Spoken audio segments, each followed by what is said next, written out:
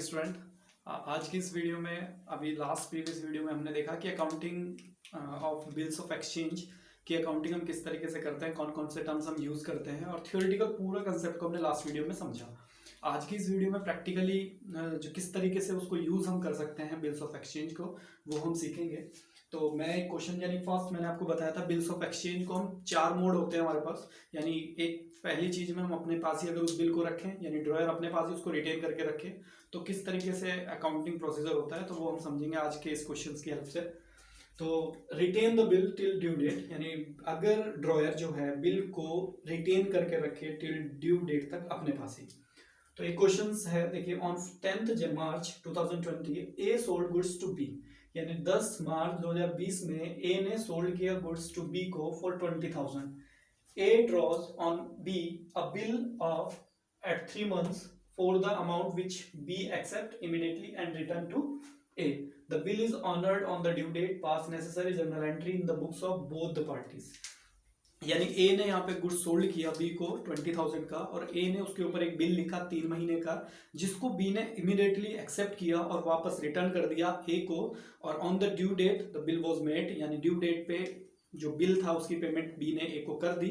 और क्वेश्चन पूछ रहा है कि pass the necessary entry in the books of both the party, यानी बोथ पार्टी कौन, ए और बी। तो यहाँ पर आपने सबसे पहले क्या करना पड़ेगा, अपने इन द बुक्स ऑफ ए यानी यहाँ पे कौन है, सेलर है जो कि गुड्स को बेच रहा है, उसे हम ड्रॉयर कहेंगे। लास्ट वीडियो में मैंने बताया था, अगर आपने वो वीडियो नहीं देखी तो सबसे पहले आप वो वीडियो देखिए, उसके बाद आपको ये बेटर समझ में आएगा। सेकंड तरफ आपने क्या लिखना है, in the books of B, यानी बी कौन है, जो बायर है, उसको हम ड्रॉयर कहेंगे। अब वही जर्नल का फॉर्मेट है जो आपने प्रीवियस हमने किया हुआ है, date particular LF amount date particular LF amount. अब यहाँ पे क्या करना है, आपने डेट वाइज चलना है। तो अकॉर्डिंग टू डेट हम चलेंगे बहुत ही स्टार्टिंग में। देखिए 10 मार्च में, 10 मार्च 2020 में ए ने गुड्स सोल्ड किया किसको, बी को। तो ए की बुक्स में एंट्री, ए ने गुड्स सोल्ड किया बी को, यानी B's account debit to sale account being goods sold to B. कितना बेचा, 20,000। आपने ये लिखा 20,000 और ये 20,000। अब इसी दिन बी ने उससे खरीदा, तो 10 मार्च 2020 में इसके लिए वो क्या है, परचेज। ए के लिए सेल है, इसके लिए क्या है, परचेज। ने गुड्स खरीदा, तो परचेज अकाउंट डेबिट टू किससे खरीदा, to A's account being goods purchase from A, और अमाउंट वही आएगी 20,000। उसके बाद उसी दिन क्या हुआ, A draw on B a bill at 3 months for the amount, यानी उस 20,000 के लिए ए ने क्या लिखा, बिल लिखा बी के ऊपर। अब ए बिल लिखेगा उसी डेट पे, यानी 10 मार्च 2020 बी ने लिखा, यानी बी के लिए वो क्या है, बिल्स रिसेवेबल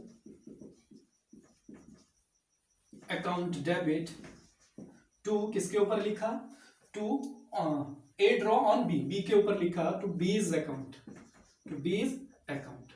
और जिसको बी ने क्या किया, इमीडिएटली एक्सेप्ट किया और उसको रिटर्न कर दिया। यानी जो बी ने उसको एक्सेप्ट किया, अब बी ने इसका मतलब एक्सेप्ट किया, तो इसके यहाँ भी एंट्री बनेगी।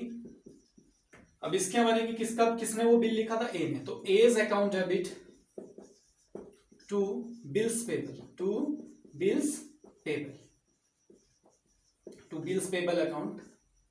अब इसने क्या किया, एक्सेप्ट किया वो बिल और वापस किसको कर दिया, ए को कर दिया। ए के पास वो बीआर रिसीव हो गया, तो ये एंट्री बनी। अगर आप यहाँ ध्यान से देख रहे हैं, इसके मैंने बीआर यूज किया, बिल्स रिसीवेबल, और इसके बिल्स पेबल। अब ऐसा क्यों किया, बिल्स रिसीवेबल भी एक अकाउंटिंग टर्म्स है, यानी इसने पैसा लेना है, इसके लिए वो एसेट्स है, और एसेट्स हमेशा कहाँ जाती है, डेबिट में जाती है, ये रियल अकाउंट कहता है। इसने पेमेंट करनी है, बिल्स पेबल, यानी इसके लिए लायबिलिटी है, और लायबिलिटी हमेशा क्रेडिट में जाती है। इसको पेमेंट मिलेगी 3 महीने बाद, और ये पेमेंट करेगा। इसने एक्सेप्ट कर लिया, और एक्सेप्ट करने के बाद वो बिल इसको वापस कर दिया, जो कि कितने का था, 20,000। तो 20,000 वही अमाउंट आएगी सेम, ये भी 20,000। उसके बाद क्या हुआ, रिटर्न कर दिया, यहां तक हमारी बात होगी। The bill is honoured on due date. अब बिल क्या हो गया, ड्यू डेट पे ऑनर्ड हो गया। यानी अब ड्यू डेट कब आएगी, अभी मैंने बताया था कि जितना वो प्रॉमिस कर, जितने महीने का बिल लिखते हैं, तो 10 मार्च को आपने 10 मार्च को गुड्स बेचा, कितने महीने के लिए? 3 मंथ के लिए। आपने 3 मंथ के लिए बिल लिखा, तो 10 मार्च से 10 अप्रैल, 10 मार्च से 10 अप्रैल, 10 अप्रैल से 10 मई, 10 मई से 10 जून। तो 10 जून हमारी ड्यू डेट आई और उसमें 3 दिन हम एक्स्ट्रा जोड़ते हैं। तो 10 जून में 3 दिन अगर हम एक्स्ट्रा जोड़ें, 11, 12 और 13, तो आपका कितना आता है? 13 जून 2020 जो डेट आई, उस दिन क्या हुआ? The due date, the bill is honoured. Bill is honoured, यानी ऑनर्ड का मतलब उसकी पेमेंट हो गई, यानी बी ने क्या किया? पेमेंट कर दी। किस डेट पे की? 13 जून 2020। इसने पेमेंट किसकी की? बिल्स पेबल की। तो bills payable account debit to cash, इसने पेमेंट कर दी 20,000 की।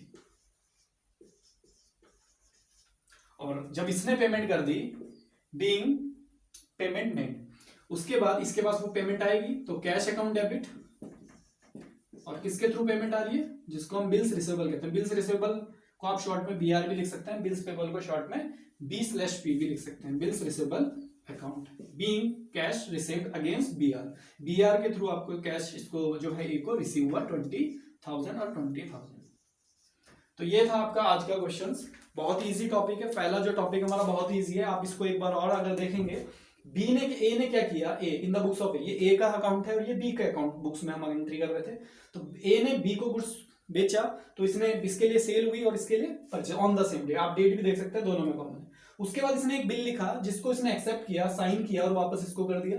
तो BR account DR to B और A's account DR to B. उसके बाद आफ्टर 3 मंथ्स, 3 महीने के लिए बिल लिखा था, उसमें 3 दिन हम एक्स्ट्रा जोड़ते हैं जिसको डेज ऑफ ग्रेस कहते हैं। प्रीवियस वीडियो में मैंने आपको बताया था कि क्या होता है। उसके बाद ड्यू डेट में 3 दिन एक्स्ट्रा जोड़ने पे जो आपका जो डेट आती है उसे डेट ऑफ मैच्योरिटी कहते हैं। उस दिन आपको पेमेंट इसने कर दी, bills payable account debit to cash, और इसके पास पेमेंट आ गई cash account DR to BR. तो ये था आज का क्वेश्चन, बड़ा ही इजी। 3 एंट्री इधर थी, 3 एंट्री इधर थी। इसी के साथ हमारा पहला टॉपिक कंप्लीट होता है।